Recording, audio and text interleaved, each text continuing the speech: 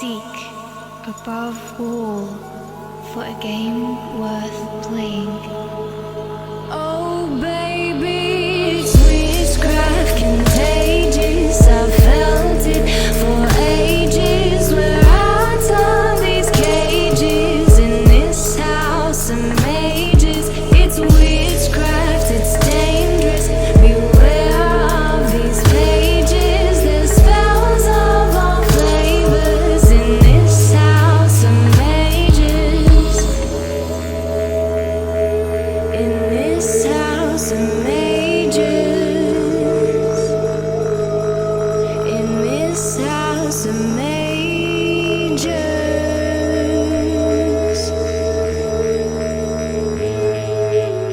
Hello and welcome. My name's Daniel Cuming. For the past year, I've been laying the foundations for a school of yoga and magic.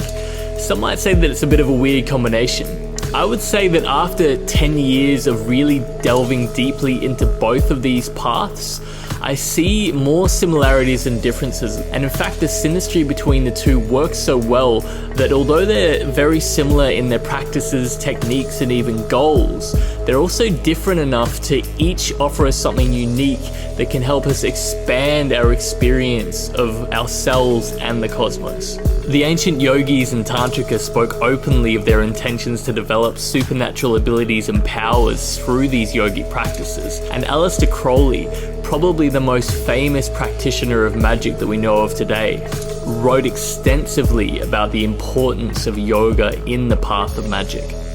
It's my goal to reforge the links between yoga and magic and open up the conversation about these beautiful, transformative practices. So without further ado, welcome to the official podcast of the House of Mages, Make Yoga Magick Again.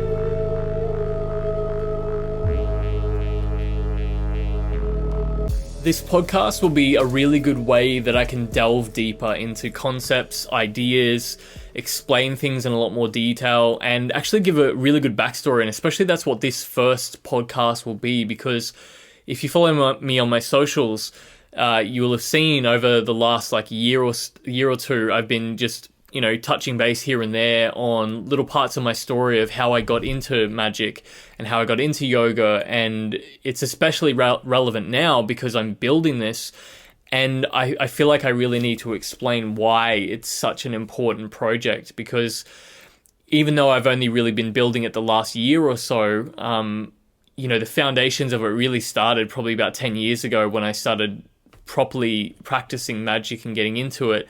And really for the last 4 or 5 years, I've wanted to create this, but didn't think that I had the means to. But some synchronicities have happened over the last year or two, and really pushed me into creating it. And yes, I was right. It has been such a big project and way bigger than I could have ever imagined, but also just very doable. And it's been really exciting, and I've learned so much about myself. So I guess I want to start here with how I got into magic and kind of how I was led into creating this. So I guess as a child I was always interested in wonder and just figuring out what the world is. I used to like taking things apart and rebuilding them and just unraveling what something is, what the essence of something is. But the thing is, I was never really around magic. I guess I was kind of raised as like the usual Christian-ish way, though I never really went to church. I was raised by my mum, and she was kind of semi-religious, but no actual practice of any of the religions. And as time went on, I started to look at things, and it just didn't add up for me. And I remember one distinct conversation I had with my main high school girlfriend when I was about 16 or 17. And I remember saying to her, we got into a little argument about it, and it was quite like a split moment. It was just such a conscious moment for me when I was talking to her, and I said, don't you ever think about it? Don't you want to know what the world is, or what the universe is, or the cosmos is, and try to figure it all out, and what happens when you die, and don't you ever think about that? Because I think about it a lot. And I remember her saying, you're never going to find out, so why would you bother thinking about it? Why would you bother wasting your time on it? Because you're never going to find out. And she's just, with so much conviction, she just had no interest in discussing it or even contemplating it. And I remember just like feeling so alone and so weird at the time. And yeah, I was still with her for a couple of years after that. And so I kind of like, pushed it down, because at the time, my friendship circle, none of the people I was hanging around with really contemplated that sort of stuff. It just wasn't in my circle. And so I kind of looked into it in ways in my own way. There's a lot of long nights just trying to find information on the internet, kind of reading like the Old Testament, New Testament, even delving into the Quran, Scientology, a lot of the mainstream, like mainly Abrahamic religions, I guess, because I just didn't know where to look. And I think that's the issue as well, when people they want something more. They want something, a connection with the divine or connection with the unseen or the unknown. And we only really can look at or find information in what we know about. So, the internet can be good for linking things, but at the time I didn't really know where to start looking. So yeah, I was just looking in the mainstream religions and nothing really resonated with me. And I kind of stopped looking for a while until I ended up, I think I was about 21, and I ended up going home with a girl that I met at a nightclub. And the next day, she was explaining to me, I don't even know how we got onto the subject. Oh, because she had these drawings all over her walls. And then I asked her about them because they're amazing, like some of them really dark and all really fantasy-like. And she explained that she can draw her dreams, and that we started talking about dreams, and then she started talking to me about these dreams where, sometimes you get strangled by like the spirits and things, and we started talking about spirits. And so she grew up in Cambodia, the girl that I was with that time, and she explained that, like, spirits were just a part of her everyday existence growing up. And, living in Australia now, she still kind of has those beliefs. But everything felt so real for her. And the way she could explain it was, even that there's spirits there at the time and her connection with that, it was just so not in my paradigm, not in my belief system. But I wanted it to be. I wanted so bad for something outside my, I guess, atheistic point of view to exist. And so she felt so grounded.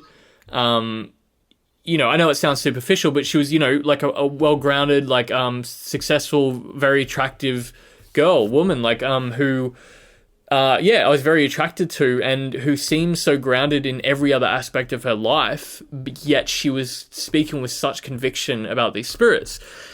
So she only came into my life very fleetingly, it was just a short little fling, a very casual type of thing. And she sparked something in me that led me on, I guess, this ghost hunting expedition for the next year, where I was trying to find all the information that I could about how to get in touch with spirits. And I did everything from, knocking in the corners of my bedroom at certain times of the night to, going out to like a graveyard in the middle of Brisbane at like 3:33 in the morning on a foggy evening, and then laying down, like face down on the ground to breathe in a certain amount of times. And then apparently when you stand up after breathing in the fog, you can see the spirits. None of it worked. At least not in an obvious way. I, never saw anything. I did have one instance of a dream that was really freaky. I remember waking up with like sleep paralysis. It was like the first time I ever had anything like that. And I remember waking up and the room being completely different. Like the room hadn't been lived in a long time. And this thing was just like moving towards me. And I remember trying to yell and nothing coming out, and kind of being awake, but then also asleep. It was really, really weird and super freaky. But yet I was, I was just dedicated to finding something, but also a lot of the time I didn't believe in any of this sort of stuff. Like I, was very into psychology and very into delving into the human psyche, and kind of just categorized everything that was happening as aspects of my own psyche, because I wanted something real and tangible, I guess. And I guess the word real was, all about objectivity. So I can touch it, I can see it, smell it, all these sort of things. And so, nothing just fulfilled that. Nothing satisfied my curiosity enough for me to believe in any of that sort of stuff. And that, kind of faded off after a while. And I kind of gave up. I guess I just was agnostic / atheist. I didn't really believe in anything outside of the five senses, but I wanted to. And I was, always hoping that something would change my mind on that. So fast forward to I was about 23, 24-ish years old.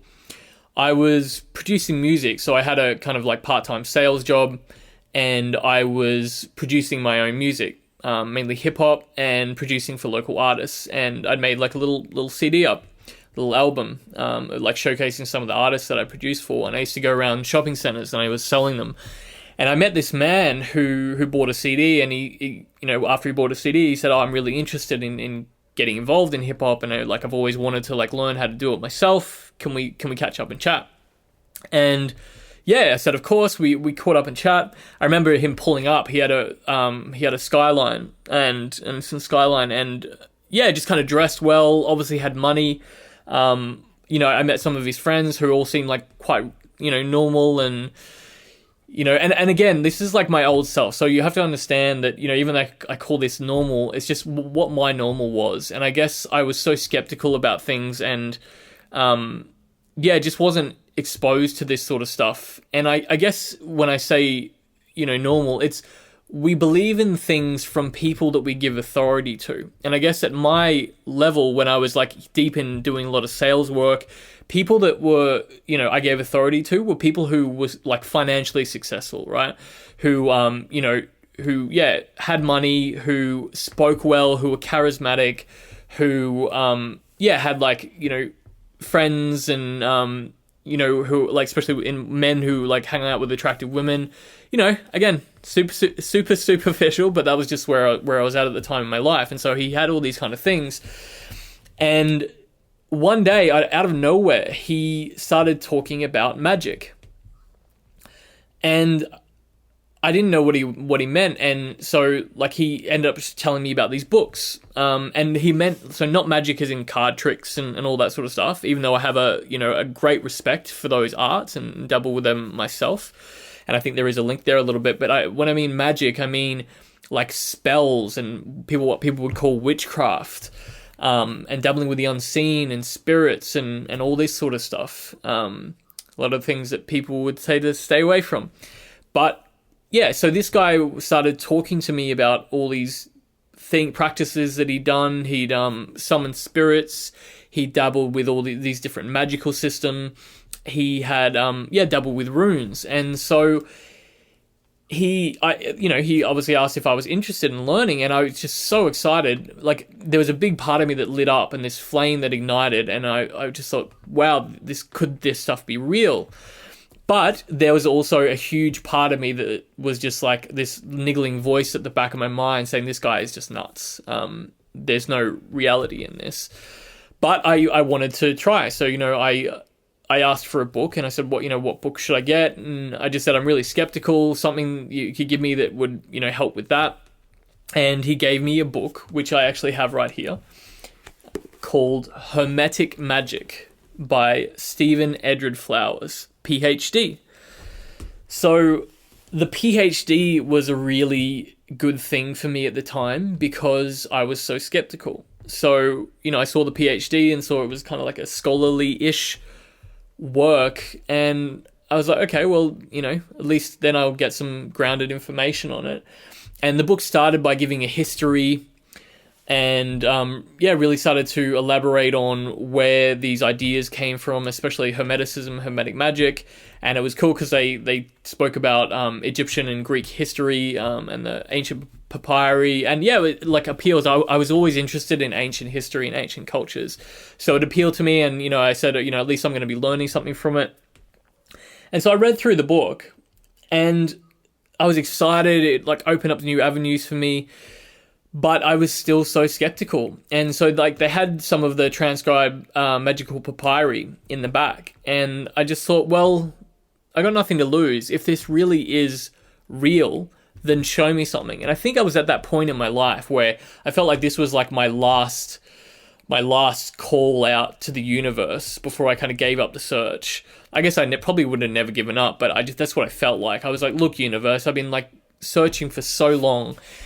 If there is anything out there that, is listening, that is more than, just the five senses, like, answer me now. And I remember just doing this basic little invocation. It was like the most simple spell I could do, where I just sat on my bed. I think I like maybe lit a candle or something like that, and just focused all my willpower and all my emotion, just called out to the universe.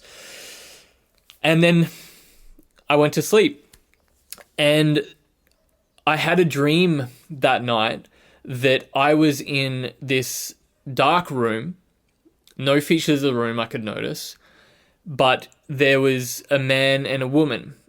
I'm pretty sure the woman was kind of in front of me to my left a little bit, and the man was off to the right a little bit. So the man had like a wide brimmed hat, and he kind of had his face down. I couldn't really see.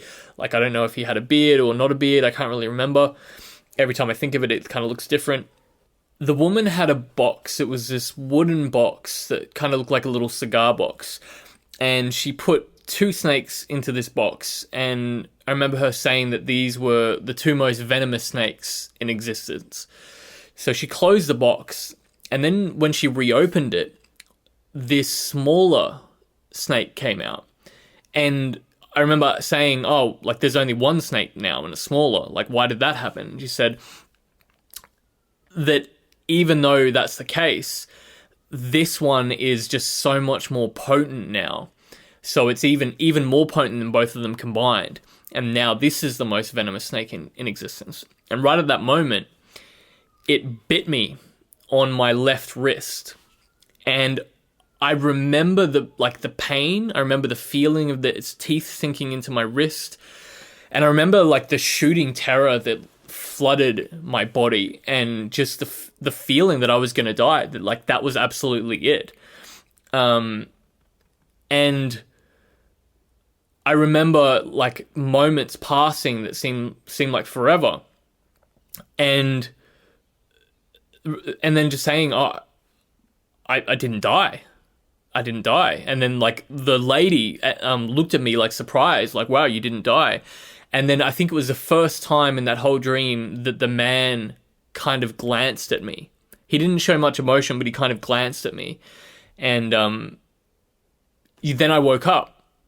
And my wrist was red and throbbing, and I freaked out, of course, and went to the bathroom, washed my face, washed my hands and wrists, and yeah, kind of just settled a little bit and went back to sleep. And anyway, I was catching the train into the city in Brisbane on the way to work, and I was thinking about it, and I was like, could have been a spider or something that bit me in the middle of the night, and just trying to make sense of it. It could have just affected my dream, and that would have, explained the redness, the pain.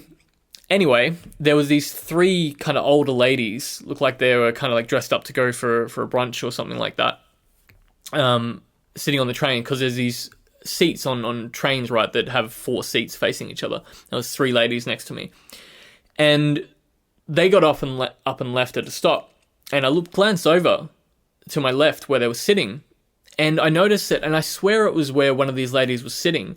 There was a perfect big S shape made out of instant noodle flavoring, which was so strange. But I swear the lady was sitting on one of them. Anyway, so I got up and moved over to these seats and just stared at it. I took a picture of it. I still got it somewhere. And it's this perfect S made out of, like instant noodle flavoring. Strangest thing. And so I was like, okay, this is strange. So then I think like a day or 2 later, so I think at the time I just moved out of a place I was living at, and I was staying with my mum for a little while. I think I was staying with her for a few weeks until I found a new place. And she just said, yeah, of course you can stay, just, help clean up some stuff. And there's this tiny little shed out the back of the house. And she asked me to clean it out a little bit. And I had a friend with me who was helping me clean. And I remember just being there and he just going, bro, just stop. Don't move. And he's like, back up and look up. And I looked above me, and just hanging from this low-hanging beam was this python. It must have been like 6-7 foot, just staring at me. I mean, it was like at least like half a meter away, like a few feet away, maybe closer, just staring me dead in the eyes. And so that's the house I grew up in, my mum's house. And I don't think there was ever a snake there. I asked my mum if there's ever been a snake there. She said there was like one little snake when I was a little kid, that showed up when I was like only a few years old or something. So it wasn't an unusual occurrence to have snakes there. So yeah, just all those things, it was enough to shake my reality enough to chip away at my wall of skepticism that I'd put up. And I think that's what happens with magic, synchronicity. A lot of these things from the outside, like, they might not mean much to anybody, but to me, it was exactly what I needed to experience in order to warrant delving into this more. And so after that, I was like, okay, universe, I'm open. What else have you got for me? And I've had like weird synchronicities, like pretty epic ones since, but they're very rare. And I think once you start to delve into it, you need those things less and less. And it's only at certain times in my life which I've needed like the big reminder, because, it's been, this was like, so I'm 34 this year. So it's been 10 years really since all this has happened. And in my experiences, like it's shattered my reality, but a lot of these things are quite subjective. And so sometimes we need reminders that this stuff is real. So after the snake dream and all these weird coincidences, I was ready to give this magic thing a little bit more validity and look into it more. So I went back to the guy who gave me the book and basically said, where do I go from here? What more can I read? What more books can you give me? Because, as much as Hermetic Magic was such an amazing book, and it is a bit of a scholarly work and underpins like a whole system, but the actual practical spells in it are quite complicated and difficult. And I just needed something to, a little bit different. And I'm glad I asked, because he gave me 2 books. And one of them was a book called The 9 Doors of Midgard, which is a whole book on runes, and essentially a whole school and a whole system and curriculum on rune magic. And it was written by Edred Thorson, which coincidentally was a different pen name of the same author who wrote the first book I read. And the Rune Guild, which is the main school that I study under these days, is actually an amazing esoteric school, and magic school and school of runes. So I will do another podcast on that later. You'll hear lots more about that. But the other book was a book on ceremonial magic by Joseph Lazowski. And it, again, was a very scholarly book. And it gave the history of the process of ceremonial magic and spiritual evocation. Now, for those who don't know what that is, it's essentially old school, kind of hermetic, I guess, but I think of it like old school medieval grimoire magic. So when you think of, someone sitting in a circle with all these signs and letters and names and like this magical circle and a triangle and, conjuring up a spirit, like that is ceremonial magic or evocation in particular. So I will come back to my experience in those practices with all that kind of stuff soon, but I want to try to keep on track with what was happening around the same time, kind of in chronological order, because a lot was happening at once. So as all this was happening. I was being introduced to this concept of magic. I had the snake dream. Right at the same time, I had started dabbling in martial arts, and I kind of had tried a few different martial arts before when I was younger, but never really stuck with anything. And I went to a few classes of Tai Chi and Kung Fu with a friend of mine who was training with this teacher. And I met the teacher, and he said, if you're interested in being serious and dedicating some time, like, you know, some serious time to learning Kung Fu, to come down and do like a trial session with him on the beach. So he had a private group. There was probably only about 6 or 7 people in that group, which he trained on the beach down the Gold Coast, which was about an hour and a half drive from where I was living in Brisbane at the time. And so I made my way down there one Friday night and expected like a really cool, I don't know, martial arts class. And they were training on the beach. It was like beautiful. There was like nearly a full moon. And he just said, so you're serious? So you obviously come down here. Are you serious about learning Kung Fu? And I said, yeah, I'm serious. He's like, great. He's like, stand like this, set me up in a horse stance. So a horse stance is kind of like a little mini squat position with your arms out. He set me up and he said, cool, that looks good. Don't move for the next 2 hours. If you move, you can go home. He said, if you stay the 2 hours, I'll train you. And I kind of like, you know, laughed and stuff like that. I thought he was just like messing with me, but he was dead serious. And like, it kind of like kicked in that this guy is serious. And I was like, how am I going to stay like this for 2 hours? Like, I've been in this position for like a minute and my legs are already starting to get a little bit wobbly. So I did it.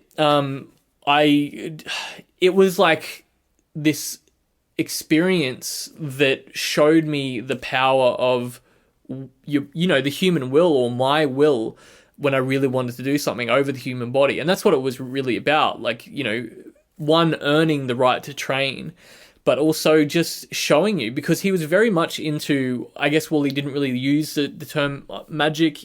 He did a couple of times, but really the power of, the conscious will over the body. So it was interesting that at the time where I was being introduced to magic and all these concepts, that I was really starting to learn these, you know, embodiment techniques. And so he became a really good mentor for me, obviously, like learning Kung Fu and all that sort of stuff. But I was introduced to breath work. I was introduced to meditation. He got me to quit smoking cigarettes. At the time, I was drinking a lot, partying a lot, smoking cigarettes a lot. And he basically, got me to quit cigarettes, quit going and partying all the time. You know, I still obviously went out and had fun, but I had another goal. And that was, I guess to impress him and to really get my health and body on track, which up until that point I'd really neglected. This was, you know, when I was about 23 years old that I started doing that. And so not only was the martial arts aspect of it and the discipline of it, but it was the meditation, because every day I would do probably about 20 to 30 minutes of horse stance.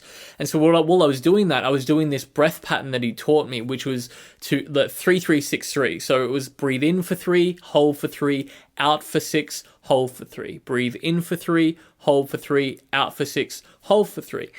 And so I was doing that pretty much every day, consistently, and like without knowing it, being introduced to meditation. So that became like the starting point, because, you know, I remember him saying to me something along the lines of, you know, the martial arts will make you a good fighter, but the horse stance, and what he meant by that, like the meditation and the breath work, he's like, that stuff will make you a Jedi. Like, that stuff will make you a wizard, because he kind of knew what I was into. And that really struck a chord with me. And I started practicing that nearly every day. So while all this was happening, so I was, you know, starting to delve into martial arts and meditation. I was, you know, devouring books on magic. The third part of this, because everything works in threes, right? was that I'd met a girl. So I was out at a nightclub one evening, and I was with, you know, this guy who had been giving me books, although I didn't really tell my other friends about it. It was kind of like this little secret between us, because I just didn't think they'd understand. But it was another one of my friend's birthday, so we went out for his birthday, and there was a group of us, and I noticed this girl, on the dance floor in this nightclub that I was at in Brisbane. And she just gave me this look. So when I'd first met the girl who spoke to ghosts and kind of got me inspired and all that sort of stuff, I remember seeing her in a similar way. I was at a nightclub, and it was just that kind of like mischievous, cheeky look. And like, it was just like she was saying, come and play. But it was like something out of this world as well. I don't know if anyone's experienced like the eyes, you know, there's a reason why they call them doors to the soul, because like they really can, anyone who's done eye gazing, it's a very, out of body experience, but also very in body experience at the same time. I don't know if this is making sense. But anyway, so it was that same look that I had from that other girl, of the eyes, you know, very different looking girl, but those same kind of look in the eyes. And I remember thinking, no, I'm not here to meet a girl. I'm here to spend time with my friend for his birthday. And so I was like, bro, I'm going to go get, you know, another couple of drinks for us. So I started heading to the bar, and it was a big club. And so where the bar was pretty much the other end of the club to where she was on the dance floor. I don't know what happened. Like, I hadn't drank that much, honestly. Like, I'd only had like 1 or 2 drinks by that stage. And I just remember heading for the bar, getting kind of like lost in the crowd because it was so busy. And then suddenly I was dancing with her and her 2 friends.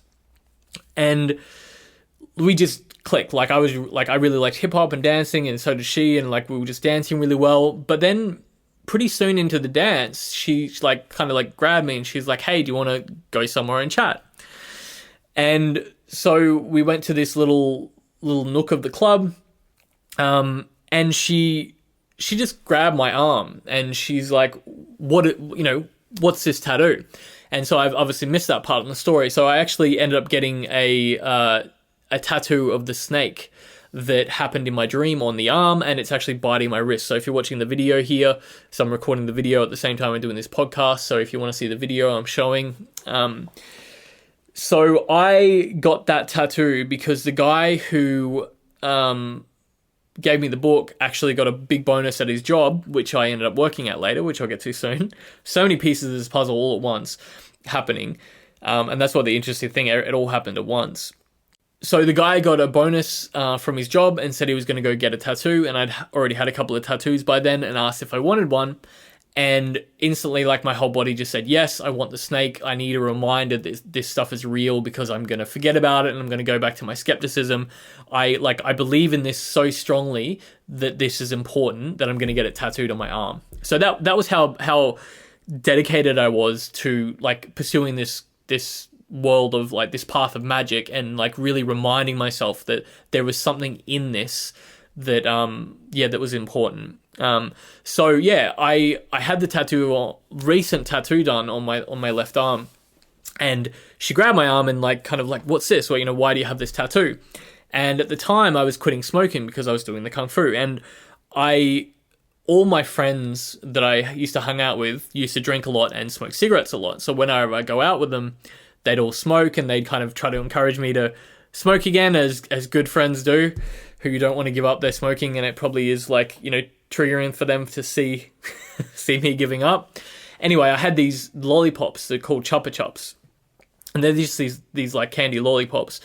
And so I had a pocket of them, because every time that my friends would have a cigarette, or if I craved one, I would just have one of these lollipops.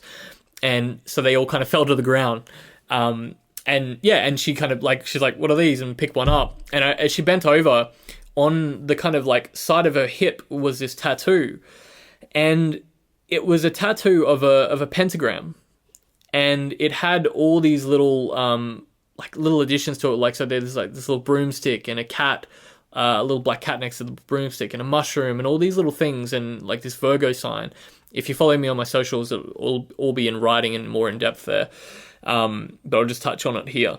But anyway, it was just such a coincidence, because obviously like that was linked to magic for me, the pentagram, such like the cliched obvious thing of magic. But I know there's the idea that we tend to notice things that we're looking for, right? So, you buy a red car, you'll see red cars everywhere. But I swear I've never really noticed people with pentagrams, or it didn't show up much. And right at that time, that girl with a pentagram. And so I said to her, I was just like, do you practice magic? And she just looked at me like it was the most obvious thing in the world. She's like, of course. Don't you? And I don't know, it just rocked me. And because I like, just to this moment, I was just dumbfounded that she was speaking of this like it was such a normal thing. And obviously we hit it off, ended up moving in with her, like all these synchronicities. I was with her for like 6 months before I moved in with her, because she was living with her parents at this apartment in Brisbane. They were moving away, and like they didn't know what to do with the place. So I ended up renting it from them, because they were just renting it and they wanted to pass on the lease. It was perfect. The place was like in the middle of the city, up on this hill with this epic balcony facing north with this huge, amazing mango tree. It was beautiful right next to it. And like some of the practices that I started doing, you had to face north and you do these full moon things, which I'll explain another time, but it was just perfect. And right at that time as well, the guy who I'd met, who was quite successful and, you know, introduced me to magic, I ended up having an opening at this sales company that he was working with. And so I started working there. And so I just started making insane amounts of money at this job, where I got to chat to this guy about magic all the time in the breaks, where I was like starting really like delving into all this sort of stuff. I could like look up books online and buy them. I had a girlfriend who was like, would give me this like intuitive, insane advice. Like, she was quiet most of the time about certain things, but if I'd touched on something, she would elaborate on it. So I might be like, oh, I just realized this, or this is like a cool concept. And then she'd be like, oh, that's really good that you figured that out. And did you think of it this way? And she'd just give me more. Like, there's this saying, like a word leads to another word. And I would figure something out about the cosmos or myself, and she would just kind of elaborate on it. She was just strange, like gorgeous girl that was like just really quirky, and would say this thing that like she would say that this is her last incarnation on Earth. And it was just strange to me. She's like, yeah, I've just been here enough times. I've just got, you know, stuff to do here this last time that's important, but then I'm done. And it was just the weirdest thing that I'd heard someone say.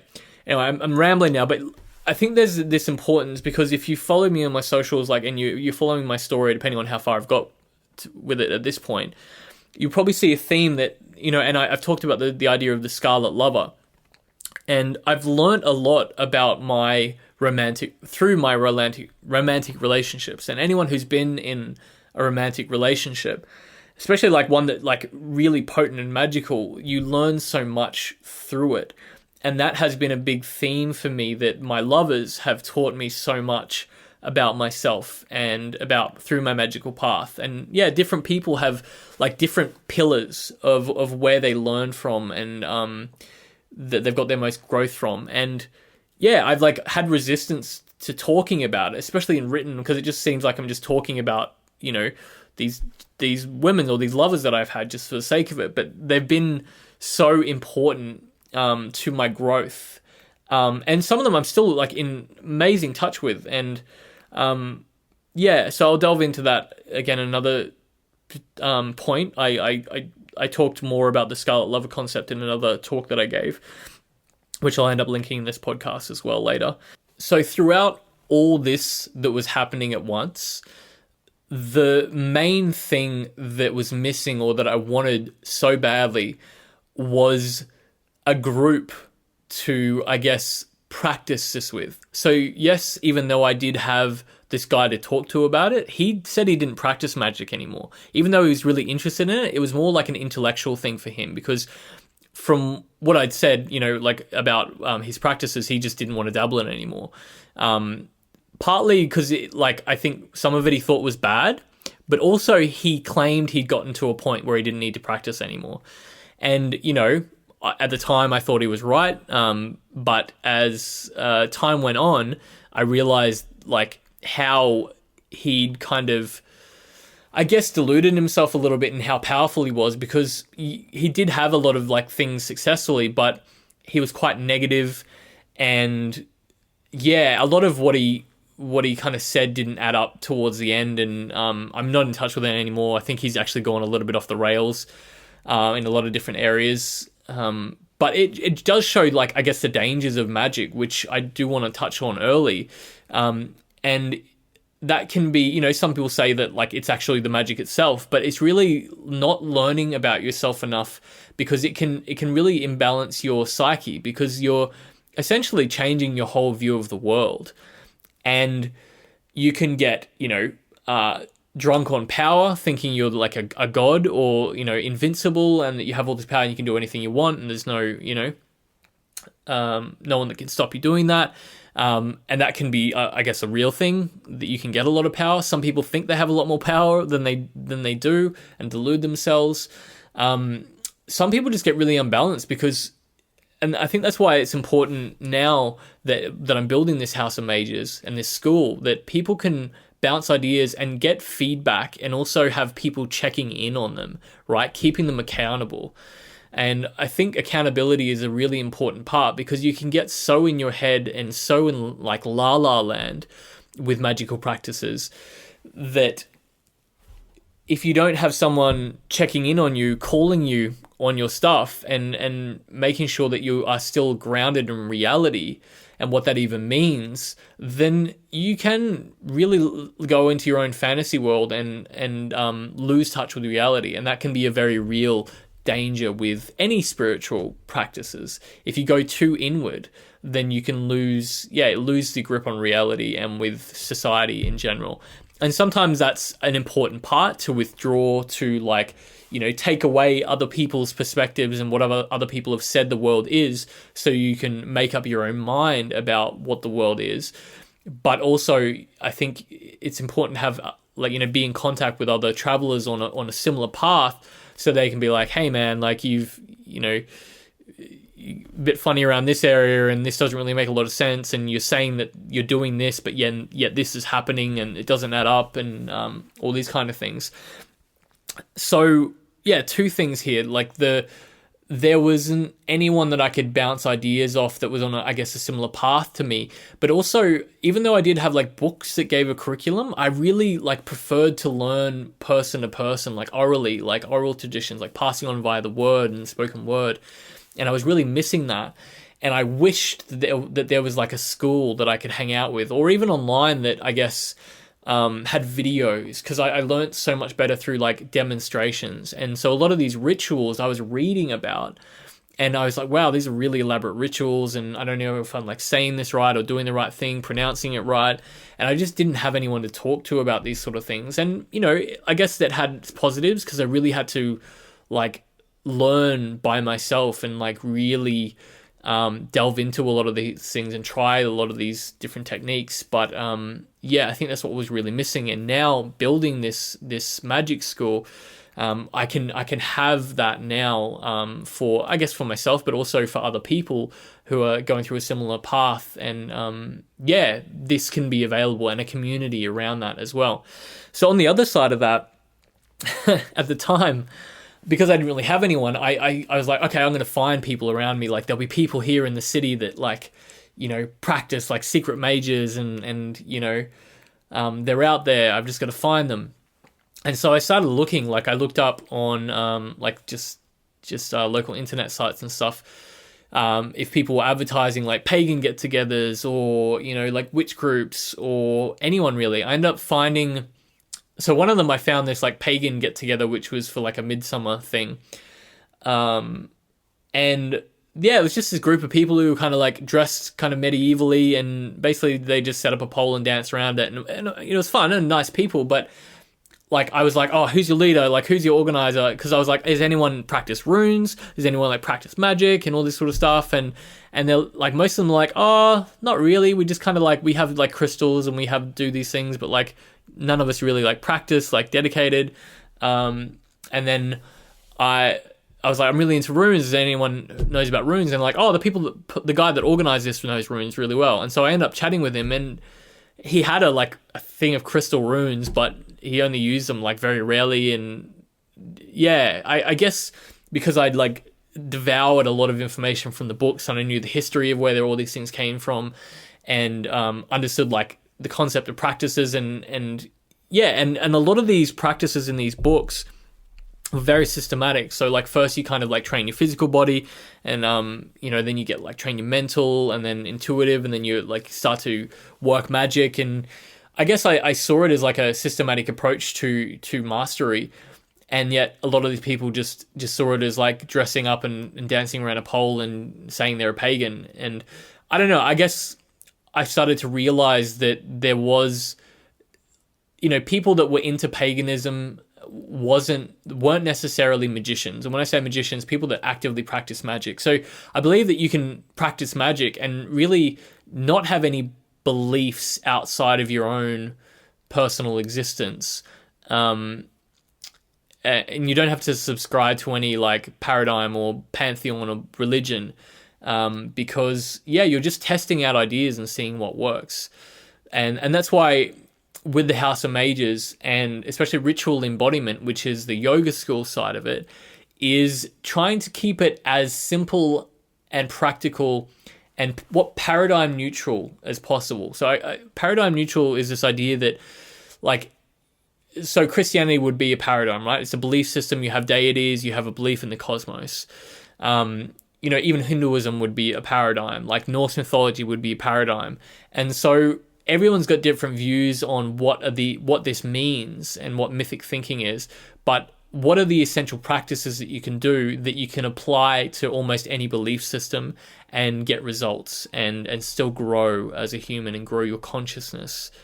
And that's what I'm really interested in bringing through this school, is giving you a template to learn how to do these practices, but then it can also apply to any magical system or any belief system that you embark upon and that you choose to go down.